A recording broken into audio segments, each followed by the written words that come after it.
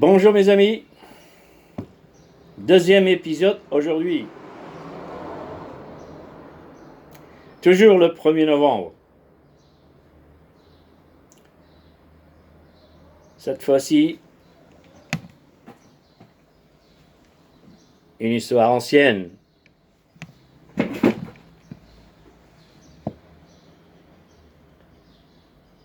Ce 1er novembre,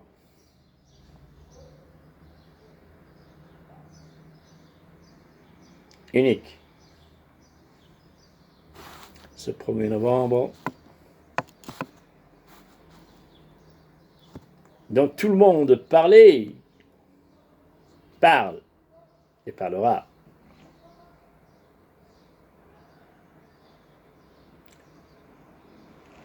Le 1er novembre 1954, une organisation jusque-là inconnue revendique toutes les opérations militaires. Elle s'appelle FLN, Front de Libération Nationale. FLN du 54, qui n'a rien à voir avec le FLN d'aujourd'hui, mais alors il n'a rien à voir, absolument rien à voir. Excusez-moi mes amis, j'en passe. Cette rébellion est dirigée de l'intérieur par 6 hommes historiques. 6 hommes historiques. L'Arbi Ben Mehdi, Didouche Morad, Rabah Betat, Karim Belkacem, Mohamed Boudiaf, et bien sûr, Mostafa Ben Boul'id. Ils étaient à l'extérieur. La représentation extérieure au Caire était assurée par messieurs, Allah yarhamhum, yarham al-jami', Hussein Ait Ahmed, Ahmed Ben Bella et Mohamed Khidal. Ces hommes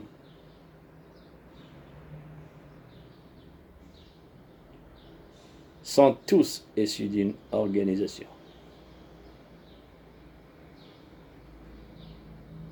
Le PPMTLD.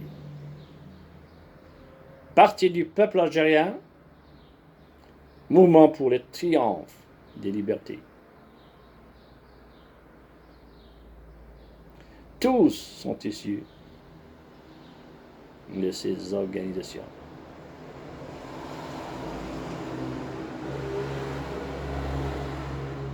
Ces deux organisations presque confondues à un certain moment comptaient à peu près 20 000 militants. C'est un grand chiffre à l'époque. Tous ces hommes évoluent depuis plusieurs années dans ces deux organisations.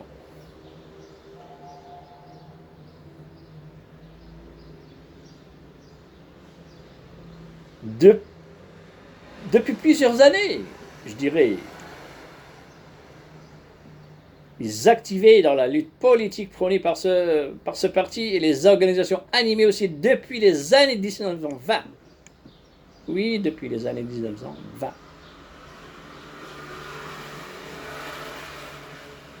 Par Messali El-Haj,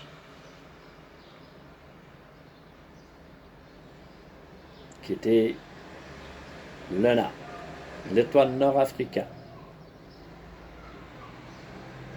proclamée en 1926, PPA en 1937 et l'MTLD en 1946. C'est dans ce sillage et dans cette logique et cette longue histoire qu'il faut revenir pour comprendre l'explosion du 1er novembre.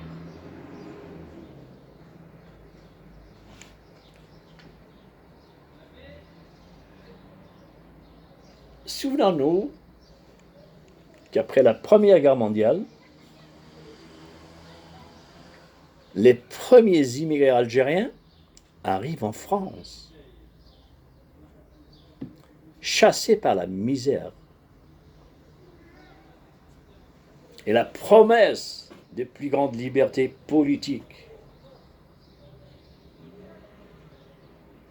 L'Algérie, sous statut colonial, est difficile pour la vie quotidienne des indigènes musulmans. À cette époque de l'entre-deux-guerres,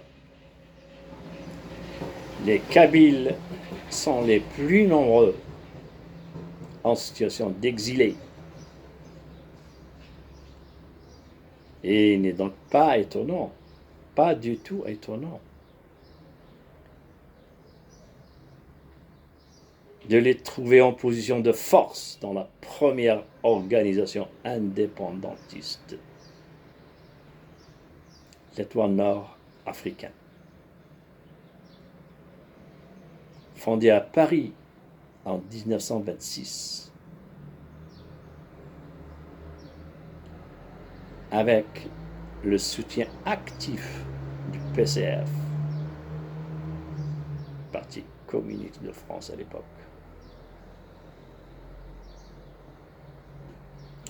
L'association affirme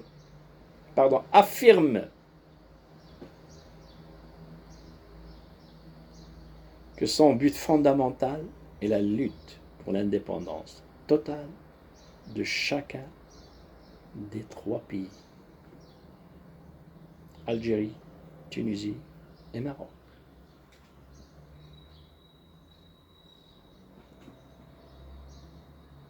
Et bien sûr l'unité du Nord africain.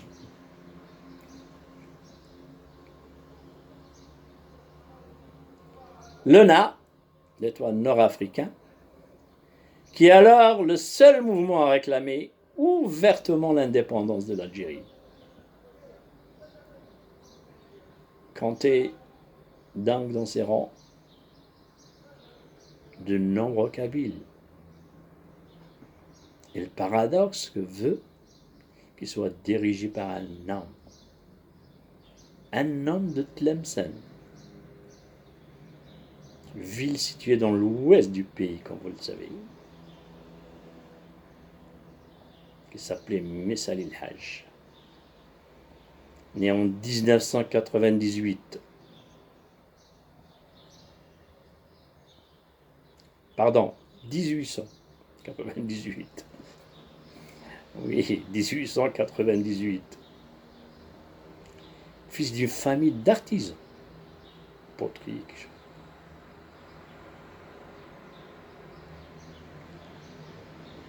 et aussi une famille de cultivateurs.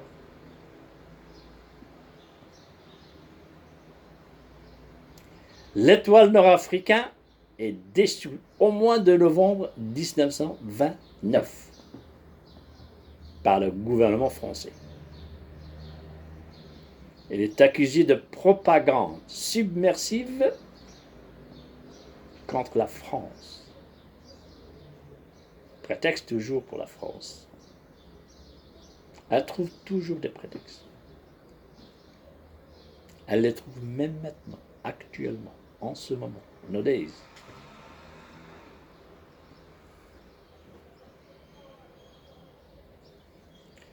Cette organisation qui regroupait alors entre 3000 et 4000 militants. En juin 1933, l'ENA se reconstitue de nouveau. Et ces nouveaux statuts adopte l'interdiction de la double appartenance avec le PCF. Ou alors vous êtes PCF, ou alors vous êtes un A. Il faut trancher parfois pour avancer.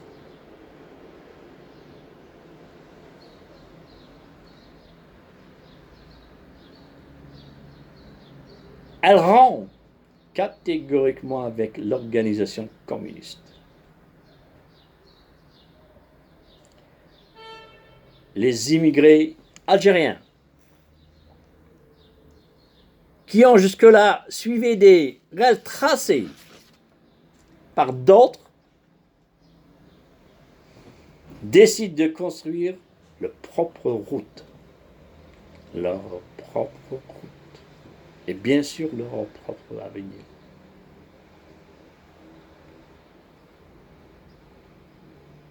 L'organisation qui prévoit toujours la conquête de l'indépendance de l'Afrique du Nord soutient le mouvement vers le Front populaire.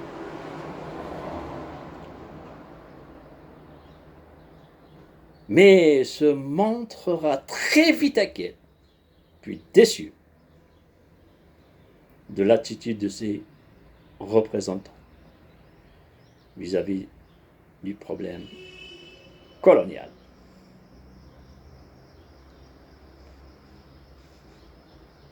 Opposé au fameux projet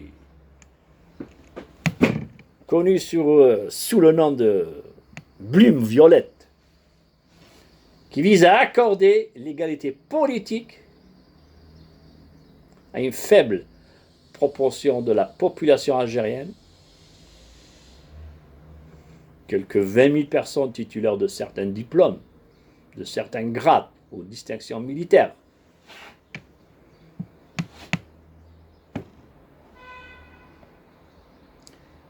En ce moment, l'école nord-africaine est dissoute le 29 janvier 1937.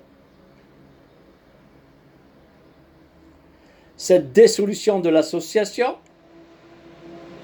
qui comptait en 1937 près de 5000 militants, répartis dans les régions parisiennes et lyonnaises, les Bouches-du-Rhône, quelques noyaux importants commencent à exister dans l'Est. Cette dissolution, je disais, de l'association, c'est ça. Écoutez, quand on voit cette ampleur des décisions prises par la France à l'époque,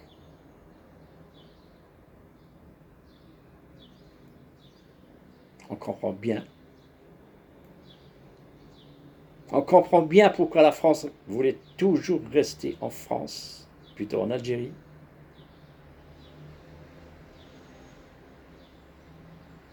Et pourquoi l'OS, cette fois-ci l'OS française,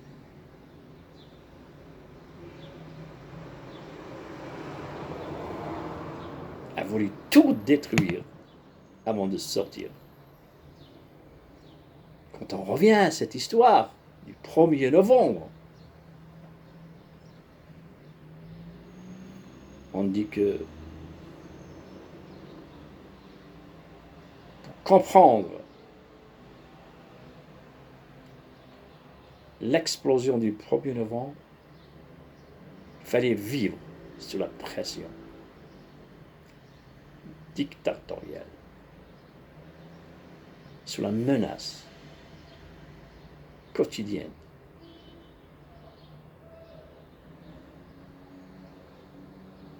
La menace de se sentir toujours stressé, jamais en paix en Algérie.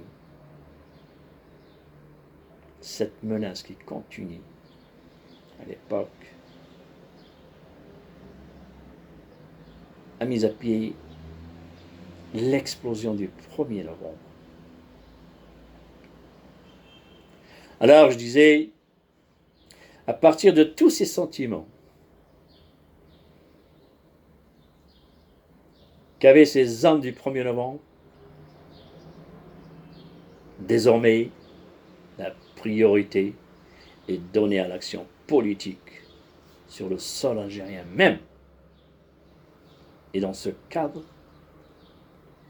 les militants immigrés ou non, en France comme ailleurs, vont être progressivement relégués de force d'appoint. Je parle maintenant des militants immigrés. En France, iront être progressivement relégués au rang de force d'adjoint. Oui, c'était comme ça le début.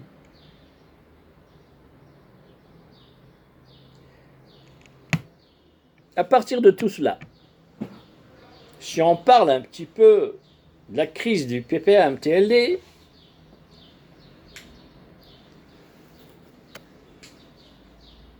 en 1946, le PPA se reconstitue sous l'appellation Mouvement pour le triomphe des libertés, MTLD. En 1948-1949, la majorité de la direction de la Fédération de France du MTLD adopte des positions défendant l'identité berbère et critique le sens jugé trop arabe et islamique. Oui, c'est l'histoire. Et juste ça, trop arabe islamique, c'était donné à l'orientation l'orientation générale du parti. Du coup, la Fédération de France se retrouve placée au premier rang des préoccupations de la direction, qui décide l'envoi d'un responsable pour rétablir l'ordre, normaliser la situation. Plusieurs dizaines de cadres de l'immigration algérienne en France sont exclus de l'organisation nationale. C'est à partir de la revendication, je dis bien de la revendication à l'autonomie d'une culture héritée d'un rang et d'un lent glorieux passé.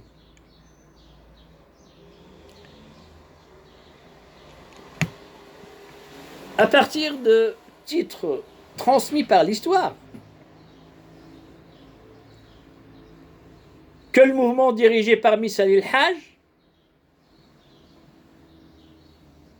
s'efforce de légitimer la revendication de l'indépendance.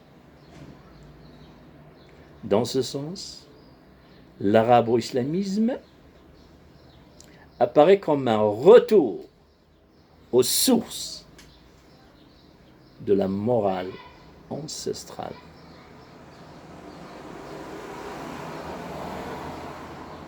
Oui, l'arabo-islamisme centralisateur. Il tend à lutter contre le particularisme, en particulier linguistique. En 1949, les partisans de la culture berbère, taxés de berbéro-matérialistes, sont écartés des postes de direction.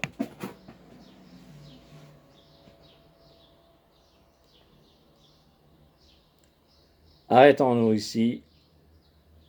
C'est promis pour le prochain épisode. il se pourrait que vous aurez l'envie de poursuivre cette histoire qui sera bien longue.